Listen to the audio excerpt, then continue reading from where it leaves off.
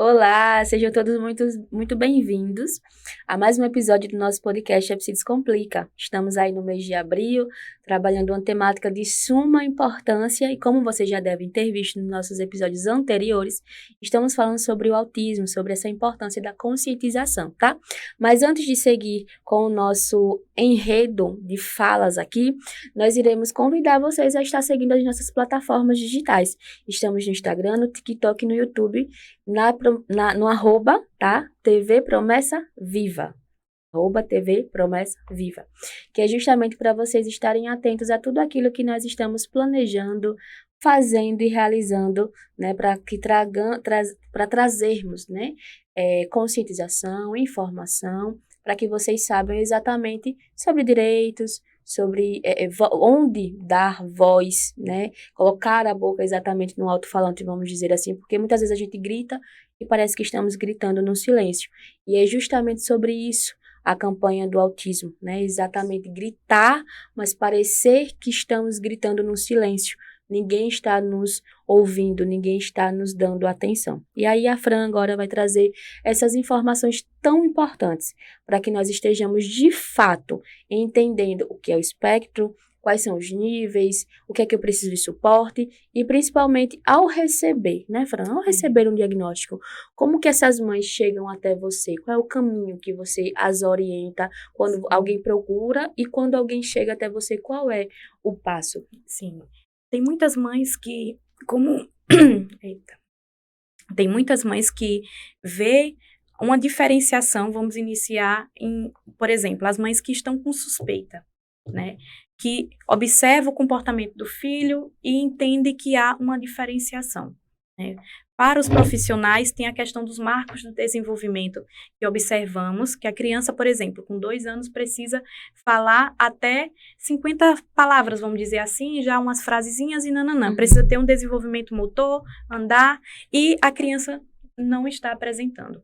Então, inicialmente, a mãe vê lá com a pediatra e observa que, geralmente, a pediatra já observa esses atrasos de desenvolvimento, né?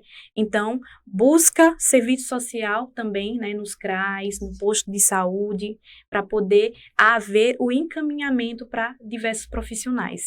Para mim, muitas mães já chegam e falam que gostaria de fazer uma avaliação. Eu posso até fazer a avaliação, mas a avaliação completa é com a neuro, né? A neuropediatra, neuropsicóloga, vai fazer essa avaliação inicial e observar qual é o nível de suporte que essa criança vai ter e quais profissionais ela vai necessitar, né? Como já falamos sobre nível de suporte, a depender da avaliação que essa criança faça e tenha lá o diagnóstico, vai precisar de profissionais diferentes para cada nível de suporte. Então, ela vai precisar de uma psicopedagoga, muitas vezes precisa e outras vezes não vai precisar, a depender da idade da criança também, né?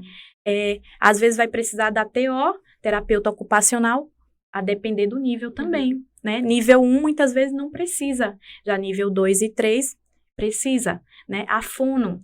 Muitas vezes, o nível 1 de suporte não há necessidade de fazer fono, porque a criança já fala, e fala bem, né? Muitas vezes o autismo pode vir na criança de uma forma que a criança gesticula e fala muito bem até demais, né? Tem até os hiperfocos em língua portuguesa, como eu já tive criança, já atendi, que tinha os hiperfocos em português e falava muito bem, né? Seria aquela parte boa de, ele é autista, mas ele é super inteligente. Isso, é funcional, tem uma funcionalidade muito boa em relação à linguagem. Mas aí tem uma dificuldade tremenda em matemática, por exemplo, que apresenta até descalculia, né? Ou então tem uma dificuldade motora muito acentuada, né? Ou até deficiência intelectual, fala, né? Consegue gesticular as falas e pedir água e tal, mas tem uma dificuldade muito grande em se comunicar mesmo no geral, em parar, em não estar repetindo muitas palavras, porque às vezes eles ficam repetindo também, né? Sim. Então, Fran, quando você coloca assim na frase, na afirmação que eles precisam, você faz a avaliação, sim, mas uma avaliação completa precisaria de uma neuropediatra. isso é. Seria porque nós precisamos já de um exame de imagem Isso, para mostrar essa diferenciação. Porque eu estou perguntando isso porque eu tive um colega de trabalho, no meu último trabalho, que havia a suspeita, porque a criança, né, só interagia com eles dois, né, tanto o pai e a mãe, não era socializado na escola, porque não estava no ambiente escolar, que é onde vem muito a suspeita, e ele foi encaminhado, né, para uma série de investigações, e a neuropediatra passou um exame exatamente de imagem, depois ali alguns, né, instrumentos da prática clínica, de médico, propriamente falando, e o exame de imagem, ele seria um item importante, porque quando a gente vê, né, mães procurando, elas dizem assim, mas você não pode não fazer um teste, você não pode não brincar, e não é só isso, você precisa uma avaliação dessa diferenciação em imagem. Também, muitos precisam, porque, como eu tinha comentado, tem diversas comorbidades. Então, de repente, a dificuldade de locomoção é alguma questão cerebral também, né? Ou a dificuldade de fala auditiva que o autista pode apresentar é algo cerebral. Por quê? Pode sim a criança ser autista e não ter tantas comorbidades. Então, uma série de testes já pode identificar. Por quê? Para que se caracterize como autista, né, há necessidade de deficiência de interação social e comportamentos restritivos e repetitivos, não é? E comprometimento em diversas áreas relacionadas à interação social e comportamental. Mas as comorbidades, por isso que é tão interessante que primeiro parta de um profissional da área de medicina que possa realizar testes, e testes no geral, às vezes até testes de sangue, urina e testes clínicos como um todo, para saber como é que o corpo daquela criança está como um todo, né? Até para descartar outros transtornos antes de dar o diagnóstico de autismo, há essa necessidade também de descartar outros transtornos. E olha como é importante essa fala sua, falando de descarte de outras coisas, né? De outros transtornos ou outras patologias. Às vezes a mãe quer um diagnóstico tão rápido.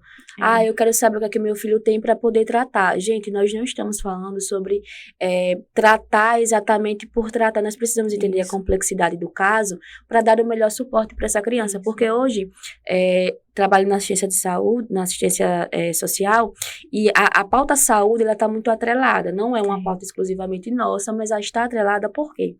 Porque as mães precisam ou buscam, muitas vezes, o suporte de um benefício social do governo, né? Sabemos que é lei, as mães têm direito, até porque muitas não conseguem trabalhar porque essa criança precisa de um suporte de médicos, a empresa não quer liberar essa mãe para sair, né? Até para ir para uma consulta da criança tem que ter 1001 justificativas e é um direito, né? E essas mães precisam muitas vezes se ausentar do ambiente de trabalho para estar disponível para essa criança. E por isso elas buscam assistência para estar conseguindo aí esse benefício, né, via governo federal para conseguir dar um suporte mínimo, porque é um salário mínimo para pagar tantas terapias, né? Sim. E nós, enquanto profissionais, sabemos que terapia é caro, né? Não é um preço acessível à maioria da população, porque nós vivemos com um salário mínimo. Essa é a grande verdade. Então, essa mãe precisa desse suporte.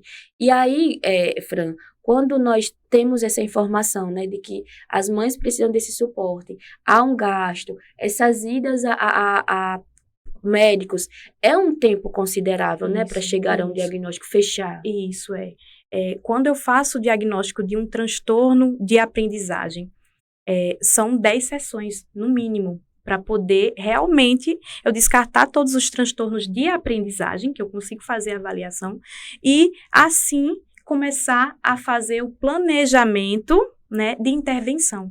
A criar o planejamento de intervenção a partir de toda a avaliação. Eu sei que há muitas mães, que eu já passei por situações de mães que queria que eu realizasse essa avaliação de imediato. E às vezes elas buscam outros profissionais que realmente, na primeira sessão, já analisa e já, infelizmente, dão um diagnóstico.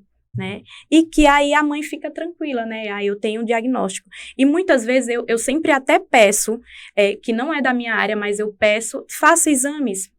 Exame de sangue para saber como é que está. Anemia, a vitamina B12 também, que é relacionada a foco, a atenção, né? A memória. E que muitas vezes a criança não apresenta TDAH, né? Usando um exemplo, né? E que é taxada como que tem um transtorno, né, do déficit de atenção e hiperatividade, simplesmente porque está com problemas de memória, por exemplo. Não está conseguindo assimilar também os conteúdos em sala de aula. E muitos autistas apresentam TDAH, né? E aí a mãe, quando vai em certos, infelizmente, né, com certos profissionais, e que acaba tendo o diagnóstico e faltando diversas outras coisas para poder fechar esse diagnóstico, como, por exemplo, um exame simples para saber se a criança está com anemia ou não, né? Esse tempo, essa necessidade de respostas rápidas, né? depressa, atrapalha muito o processo, né? Até porque, eu preciso de 10 sessões no mínimo para fechar um diagnóstico. A partir daí, eu começo um processo de intervenção, que não sabemos quando exatamente vai começar a dar o resultado, porque a gente quer que seja na primeira. É igual quando as pessoas adultos, adolescentes, né, vão para terapia, psicólogo. Sim, e aí eu tenho alta quando? Gente, vamos trabalhar aqui a alta não do ponto de vista da minha pessoa psicóloga, mas da sua. Você traz uma demanda, nós vamos trabalhar essa demanda. Depois que nós trabalhamos essa, talvez surjam trilhões de outras demandas. E podem estar até, né, interligadas. Então, não sou eu quem defino a sua alta. Você vai se perceber, diante daquilo que você trouxe, se está resoluto ou não. E diante do espectro autista, porque essa aprendizagem, ela é para o resto da vida. Essa adaptação vai ser para o resto da vida. A gente estava conversando aqui antes de iniciar sobre essa necessidade de si, de a afirmação de que eu tenho algo para justificar algumas irresponsabilidades minhas enquanto adulto, né? E às vezes nós queremos que o nosso filho siga um padrão de sentar, ficar quieto, não falar assim, e não é um robô. Uma criança típica não é um robô, imagina a atípica. Então, a gente precisa entender, né, que esse tempo não é algo determinado em 10, 20 sessões, 30 sessões, mas é algo que está muito além e entra exatamente essa necessidade de um custeio, né, do financeiro. Isso mesmo, Há uma necessidade de tempo também, né, e de quantidade. Por exemplo, eu trabalho também com terapia ABA e que a criança que faz comigo, por exemplo, 3 vezes na semana, que já é uma quantidade boa, vamos dizer assim, para a realidade do nosso país, né? E de a mãe ter os compromissos até de trabalhar, de ter que pedir outra pessoa para poder levar esse custo todo, né? Tanto com a terapia, quanto o transporte, quanto pessoa para estar lá, né? Mas, mesmo assim, ainda tem que haver a terapia em casa. A parte comportamental no ambiente no qual a criança está inserida, para que haja um desenvolvimento. Então, ela precisa estar eternamente, né, ali, diariamente, vamos dizer assim, fazendo atividades terapêuticas para que haja um desenvolvimento, mesmo estando em casa. A mãe ter noção, há uma orientação, né, do profissional para que a mãe estimule, mesmo que seja comendo, por exemplo, tomando banho, trocando de roupa, indo ao banheiro, descendo escada, subindo, abrindo porta. Então, tudo acaba fazendo parte da terapia para o desenvolvimento daquela criança. Então, para que haja um desenvolvimento de habilidades, até mínimas, como, por exemplo, abrir um pote, há necessidade de que ele seja estimulado, né? E que, às vezes, os pais, por pressa, né, acabam fazendo pela criança, o que também atrasa o desenvolvimento. Ele passa lá 3 vezes na semana na terapia, ou uma vez, depende também da família, né, do caso, e nos outros dias as pessoas fazem tudo por essa criança. Também há isso também. E há um atraso no desenvolvimento da criança, porque, por ter o diagnóstico de autismo, muitas vezes há uma superproteção. E o que não deve haver o estímulo constante. Nas mínimas coisas. Vai sair de casa, então vamos lá. passo a passo, falar como é o ambiente, que eu recomendo sempre para que a criança, o autista, ele gosta muito de rotina, de já saber o que vai acontecer também, né? Para evitar que se tenha crise, ele precisa conhecer o ambiente onde ele vai estar. Então, há essa necessidade de apresentar o ambiente também para a criança, explicar como vai ser, o nome das pessoas que ele vai entrar em contato, para que quando ele chegue naquele ambiente, ele se sinta mais acolhido, né? E evite crises. Que importante o papel da família, né? E muitas vezes nós negligenciamos ou terceirizamos, infelizmente, porque precisamos muitas vezes nos ausentar do papel de educadores, porque precisamos trabalhar para dar condição para essa criança. É como se tivéssemos que escolher o tempo todo. E nosso próximo episódio, nós vamos exatamente estar falando um pouquinho sobre essa importância da família, sobre o papel da família dentro desse contexto, né? Nós trabalhamos aí agora como é o caminho para estar encontrando, né, esses poréns, o porquê dessa diferenciação, onde buscar. Vamos agora, né, no nosso próximo episódio, esperamos que você esteja conosco para continuar aprendendo. Também estou tendo uma aula aqui, como que a família ela pode estar ajudando essa criança a criar autonomia, né? Nós sabemos que nós, adultos, aprendemos, tá? E nós somos ensinados a duras penas, vamos dizer assim, e hoje nós queremos fazer diferentes.